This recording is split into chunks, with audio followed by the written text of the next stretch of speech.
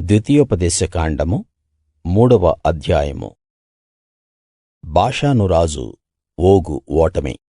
మనం తిరిగి బాషాను దారిలో వెళుతుండగా బాషాను రాజు ఓగు అతని ప్రజలంతా ఎద్రెయీలో మనతో యుద్ధం చేయడానికి ఎదురుగా వచ్చారు.